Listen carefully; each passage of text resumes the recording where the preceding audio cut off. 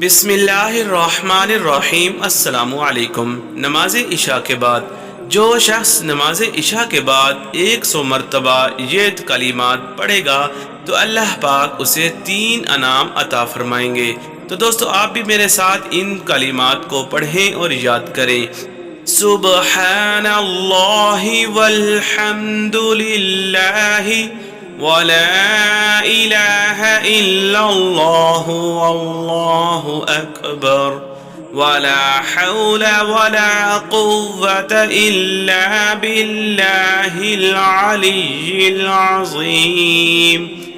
जो शख्स इन कलिमात को नमाज इशा के बाद पढ़ेगा तो अल्लाह पाक उसे 3 चीज़ें अता करेंगे।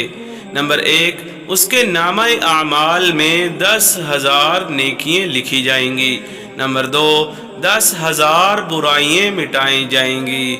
नंबर 3, जन्नत में उसके लिए लूलू और ज़बरजुद के 5 लाख महल बनाए जाएंगे। अल्लाह पाक इन कलिमात को नमाज इशा के बाद पढ़ने की तौफीक अता फरमाए। आमीन।